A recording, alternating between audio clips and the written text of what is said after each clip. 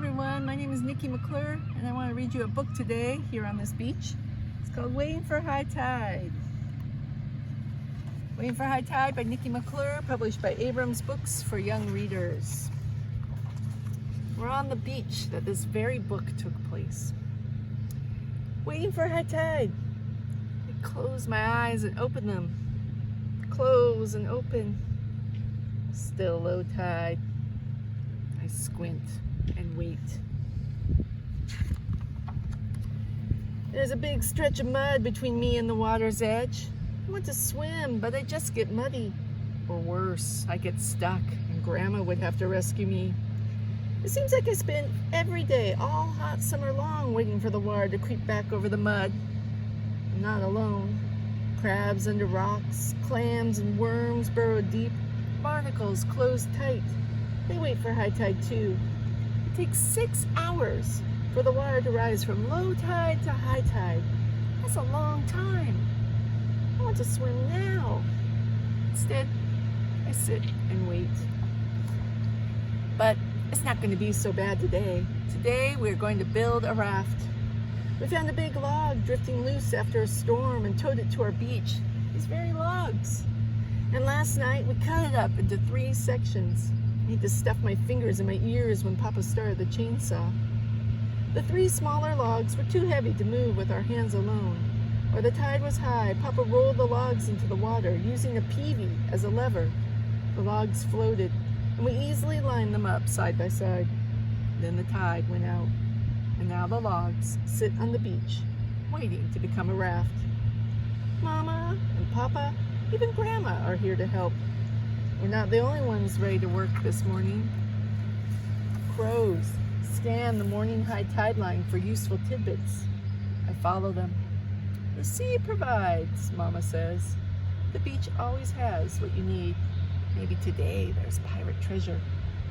I find 1 fine long pole, 4 clamshells, miscellaneous crab parts, 3 dead jellyfish, green and brown seaweeds that pop, curved pieces of bark, perfect to float, and then sink with a volley of rocks, a bedraggled heron wing feather, tiny bits of yellow plastic rope, a soggy shoe that doesn't match any of my collection, and a true score.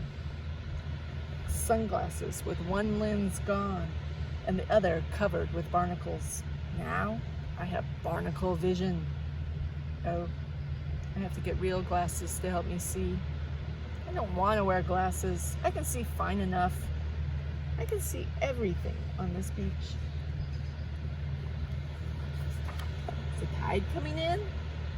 I put on my barnacle glasses and I still can't see from here. I step light and quick across the mud, taking a bridge of crushed clamshells out to piles of barnacle-covered rock exposed by the low tide. If you look out there, you can see it. I call the biggest pile of rock Big Crab Island, and the smallest pile is Little Crab Island. Peeking under a rock, I spy 100 crabs that rustle and scurry to hide. They prefer to wait for high tide and cool shadow safety. And here they are under it. Mama says the rock piles are from ships that came here long ago. The sailors would dump the ballast of rocks and then fill the hull and decks with a heavy cargo of logs from the forests. The timber became the ship's ballast, steadying it for the sea journey home. The logs were used to build cities all along the Pacific coast.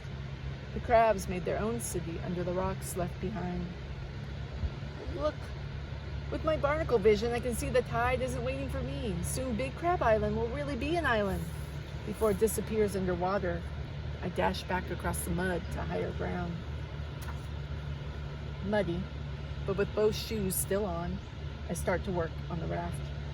I haul the fine long pole I found over to Papa, and he cuts it into 3 fine short poles and lays them across the logs. Mama marks where they line up on the logs. Notches need to be chopped here. The poles will fit in the grooves. We will then tie the poles to the logs to hold the raft together. With 2 hands on my hatchet's handle and my legs safely out of the way, I swing down and chop into the first log. Chop, chip, chop, chip, chop. 3 notches done and I need a rest. I pass the hatches over to Mama, who gives a few chops and chips of her own. I walk along a ribbon of barnacles that stripes the upper beach. They cover the big rocks here that the waves can't tumble. When barnacles are young, they swim all over as part of the plankton that drift in the sea. They only have one eye, just like my barnacle glasses.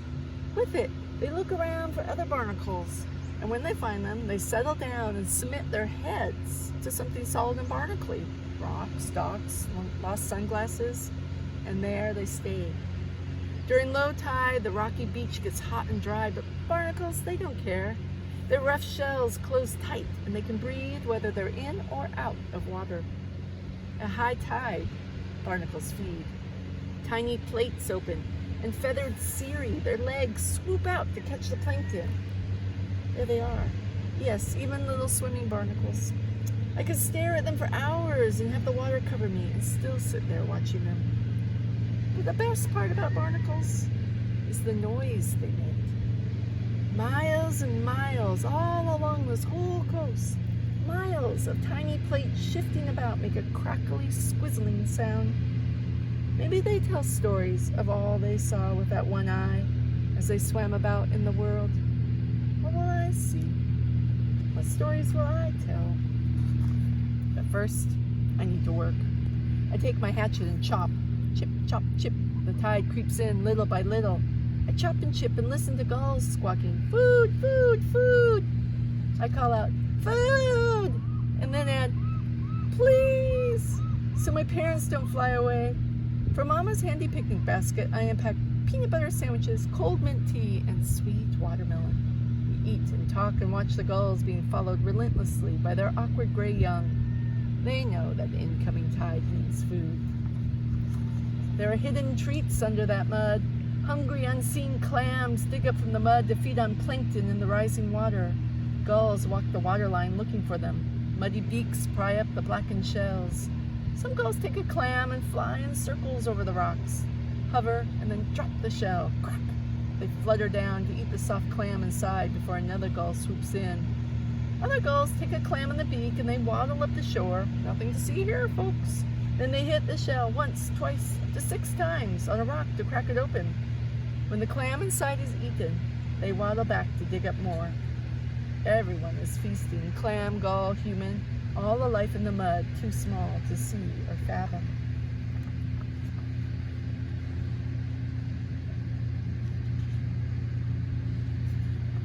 The tide creeps higher, and the barnacles start to feed. Underwater, fish called sculpins zip about, and crabs clean clam bits from gull-broken shells. A heron calmly lifts a leg high and cocks his head to one side, waiting for a sculpin to move. A sudden dart of sharp beak in the water, then he shakes his head and goes back to the silent stare and patient walk along the shore. How long will that sculpin lie still, camouflaged like a rock? This sculpin is willing to wait a bit more for the tide to come in and the water to deepen. A boat goes by, and its wake rolls along the beach. The tide is rising. I put my sandwich down to finish chopping. Mama sets poles across the notches I cut. Papa digs holes under the logs at each crossing point. Then he threads rope under and over the logs, under and over, and lashes the poles to the logs. If we nailed them together, the nails would snap as the logs rolled through white-capped winter storms and summers full of wild kids diving off all at the same time. Mama wedges a pry bar under the pole so Papa can pull even tighter. He then ties a knot, and I chop the last notch. Our raft is almost done. We need the tide to rise a little bit higher before we can push the raft into the water. And we need a plank. I scout through piles of driftwood heaved up all winter and spy a board just the right size. A raft needs a plank for us to dive off or be forced to walk off by swimmers turned pirates. I drag the thick board over and Papa lashes it on.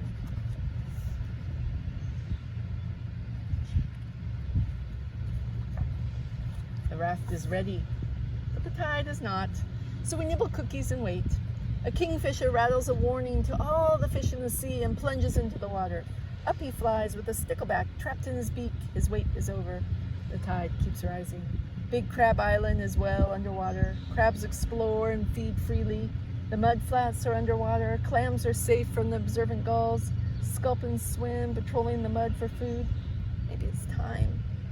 I've waited so long. I want to dive. I want to swim. I put on my barnacle glasses and I take a peek. The water is now only a foot away. I could wait for the water to lift the raft, but I already waited all day. I grab a chunk of bark and start digging under the logs. Help, help, I call. It will take more than me to get this raft moving. Mama, Papa, and even Grandma grab shovels and sticks and start digging to clear a way for the water under the raft.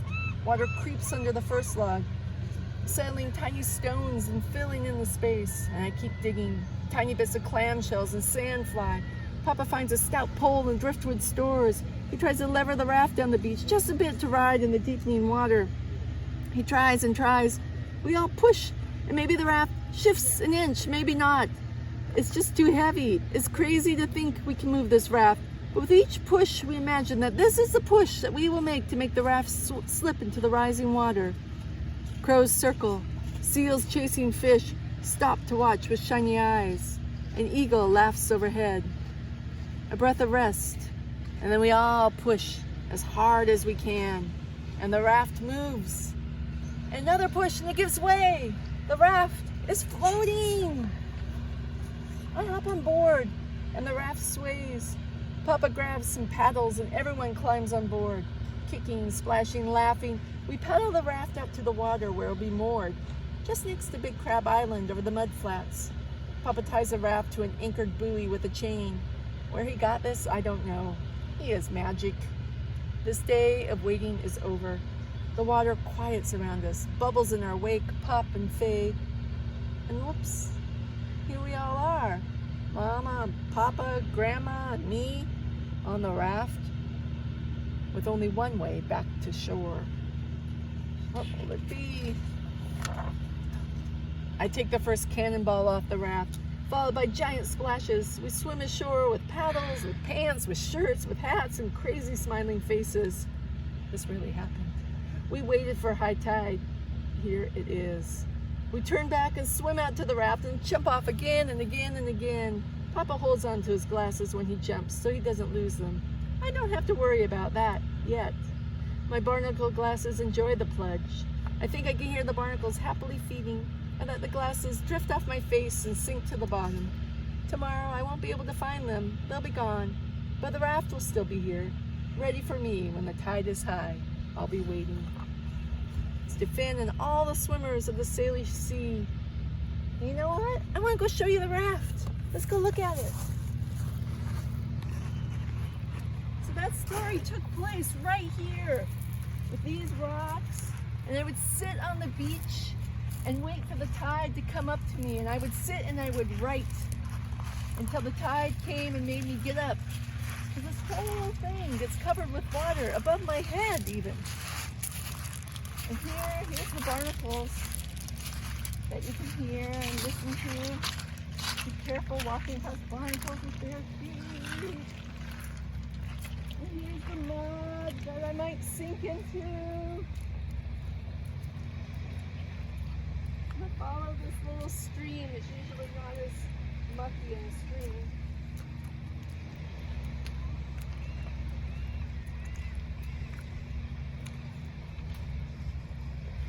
Here's the raft with the lashings and the plank. And I think I'm just going to sit down here for a while and hang out. Yeah, this doesn't look so bad here.